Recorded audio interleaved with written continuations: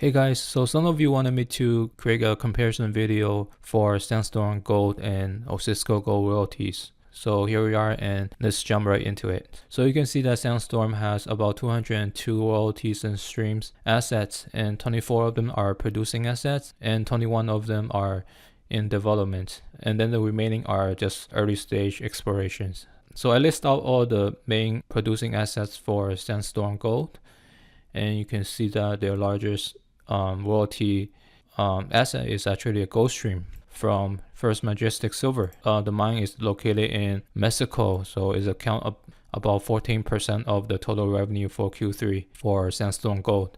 So if we look at the second largest royalty asset they have is the silver stream, Humana silver stream, located in Argentina. It is accounted for about 13% of total revenue for Q3. Third one would be the Lundin Mining, which is a copper and silver stream that located in Brazil. It's accounted for about 11% total production for Q3. And then we have another gold stream is from Endeavor Mining that located in Burkina Faso, West Africa. This asset accounted for about 10% of total revenue for Sandstorm in Q3. And then we have Equinox Gold, the Arizona mine located in Brazil. So this is a NSR royalty, 3 to 5%, again accounted for 10% of total revenue. And then we have American Silver and Gold, that's a gold stream located in the USA. Again, is 10% of the Q3 production. And then we have another one from Endeavor Mining, Burkina Faso. So this one is another NSR. So it's accounted for about 9% of total revenue for Q3.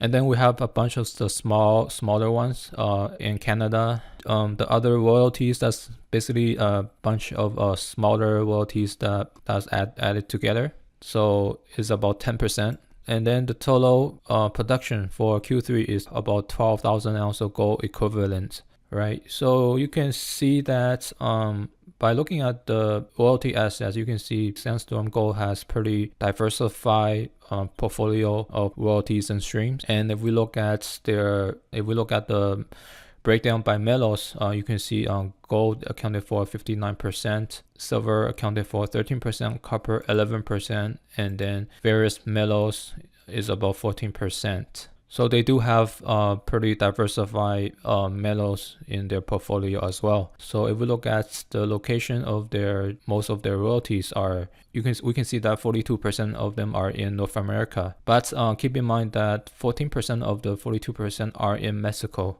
because Mexico is considered in North America. So yeah, and now let's look at Osisko Gold royalty. As you can see that Osisko Gold royalties has about 138 royalties and streams. 17 of them are producing assets, and then 28 of them are in development, and then the rest of them are again in early stage exploration that I will not cover in this video. So you can see that Osisko Gold royalty's largest royalty is the Canadian Malartic mine that owned by Agnico Eagle and Humana. So they have 5% NSR on it, which accounted for 46% of total revenue for Q3. So almost half of the revenue is in this mine. And if we look at, they also have royalty from Newmont. They owned 2 to 3.5% NSR located in Canada. And this royalty accounted for 6% of total revenue for Q3. And then they also have SSR Mining royalty, the CB mine, 3% NSR located in Canada as well. So the mine was just restarted in October 2020. So there's no production number in Q3 because the mine was in lockdown. And then they have the Victoria Gold, which is their newest royalty asset that just came online earlier this year. The Eagle mine, they own 5% NSR located in Yukon, Canada. This royalty accounted for 10% of their total revenue for Q3. Now moving on to Animals Gold, Island Gold Mine. They own about 1.38% to 3% NSR. But I think that Island Gold Mine could potentially become a tier 1 mine because this mine is been performing very well ever since going into production. Like the production was increased year over year, and then they have like a lot of exploration success. So in the future, I believe Island Gold Mine could outperform. So you can see this number could potentially go up in the future. And then we have a bunch of smaller ones in USA and Canada. Now let's look at their silver streams. So they have one of the biggest silver streams, the Mantos Copper Holdings. The Mantos stream, the silver stream accounted for about 14% of their total revenue for Q3. And then they have another silver stream is from Central Asia Metals. And this silver stream accounted for about 7% of their total revenue for Q3. And then they have another one, silver stream, that accounted for 5% of their total revenue, and then there are 3% from other metals. So total for Q3 production is about 16.7 thousand ounces of gold equivalent. So by looking at the metal breakdown, they have 70% are in gold and 27% in silver, which is a pretty good metal mix. And then the jurisdiction breakdown is 86% of their mine are in North America, and that's only Canada and USA. So just by looking at the royalty assets between Sandstorm Gold and Osisko Gold Royalty, we can see that Osisko Gold Royalties has a bigger production profile, just a little bit bigger. If we look at the quality of their royalty assets, I think that Osisko Gold Royalties have better royalty assets, right? If we look at Sandstorm Gold, most of their operators are mid-tier companies, mid-tier gold producers, right? And all their producing mines are tier 2 assets. But if we look at Osisko Gold Royalty, we can see that they do have few major operators for these royalty assets, right? So, and also at least like Canadian Malartic mine, I think is a world-class mine, right? That's a tier 1 asset. And then also the location wise, you can see that Osisko Gold Royalties are in a better jurisdictions. Like 86% are in Canada and USA, where Sandstorm Gold have 42% are in North America, but 14% are in Mexico. So in terms of quality wise, I think that Osisko Gold Royalty have edge over Sandstorm Gold. Okay, now let's move on to their catalysts, the future catalyst for both companies. So for Sandstorm Gold, you can see that they have one major value creation, which is the Hot Maden project that located in Turkey. So they own 30% of this project. So if the mine goes into production, it can produce about 266,000 ounces of gold per year on a 100% basis for 11 years and $374 per ounce all-in sustaining costs. So if this mine goes into production, it can produce 80,000 ounces of gold per year for Sandstorm based on the 30% interest of the mine. And if we divide the 80,000 ounces of gold per year by 4, we will have about 20,000 ounces of gold per quarter. So basically it will add more than double of the production for Sandstorm in their portfolio. That's why a lot of the value is in Hot Maden. Definitely it will create a lot of value for Sandstorm Gold if this mine goes into production. And then if we move on to Osisko Gold Royalty, you can see that they do have a few projects in the pipeline. You can see the Canadian Malartic mine underground. They own 3 to 5% NSR. And they also have Osisko Mining that they own 2 to 3% NSR and also 16% equity interest.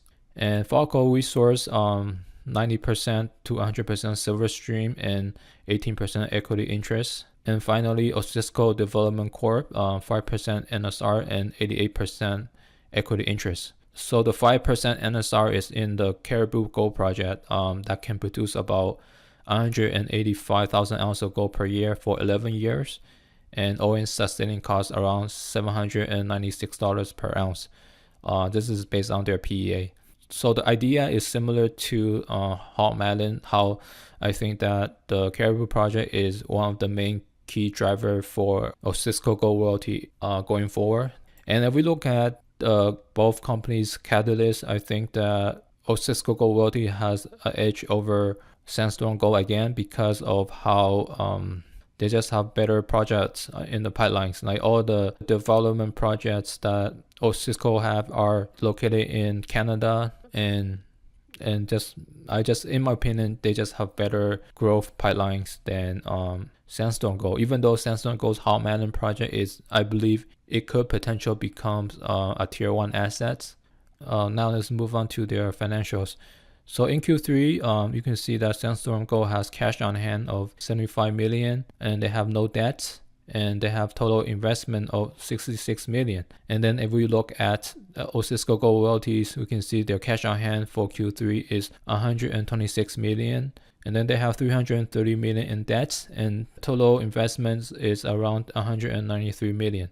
And then if we look at their revenue for Q3, Sandstorm Gold produces about 23 million in revenue, and cash flow from operation is 18 million, where Osisko Gold Royalty is 43 million in revenue and 28 million in cash flow from operation. Now let's move on to the valuations. So there are two ratios that I like to use in valuations, especially in this kind of scenario where we're comparing two companies. So the first is the price to sell ratio, and then the second one is price to cash flow ratio. So basically the formula for price to sell ratio is the market cap divided by revenue. So in this scenario, I use the Q3 revenue instead of the full year revenue. So just make it easier. And then price to cash flow calculation is just the market cap divided by cash flow from operation. Example, again, I use the Q3 numbers. So you can see that the price to sell ratio for Sandstorm Gold is about 60 times. Based on Q3 numbers, and then Osisko Gold Royalty is 44 times. And then for price to cash flow ratio, Sandstorm Gold has 77 times, and Osisko Gold Royalty is 67 times. So for this kind of ratio, the lower the number, the better. So if we look at these ratios, you can see that Osisko Gold Royalty is lower. So that means that Osisko Gold Royalty are trading cheaper than Sandstorm Gold. Okay. Now let's look at their total assets. We can see that Sandstorm Gold have about 609 million, and then the total liability is 8.5 million, and then the total net assets for Sandstorm is around 600 million. So you can see how clean the balance sheet is for Sandstorm Gold. And then for Osisko Gold Royalties, total asset is 2.2 billion, and total liabilities is about 562 million. So their total net asset is about 1.64 billion. So if we look at the balance sheets, you can see that Sandstorm Gold has a cleaner balance sheet than Osisko Gold Royalties. They have very little liabilities. And then if we look at their price to book ratio, Sandstorm Gold is 2.3 times, and then Osisko Gold Royalties is 1.15 times. So again, the ratio, the lower the better. So it just means that Osisko Gold Royalty is trading cheaper than Sandstorm Gold. So if we look at the valuation on the operation side, you can see Osisko Gold Royalties is trading cheaper than Sandstorm Gold. And then if we look at the net asset side of things, Osisko Gold Royalty is trading again cheaper than Sandstorm Gold. So lastly, let's talk a little bit about their management team. I think both company has a pretty good management team. Sandstorm Gold, the CEO, Nolan Watson, was used to be the CFO of Wheaton Precious Metal, which is now the second largest gold and silver royalty companies in the world. And for Osisko Gold Royalties, Sean Rosen, their team built the Canadian Malartic mine, and so basically, so they do have experience in developing mines.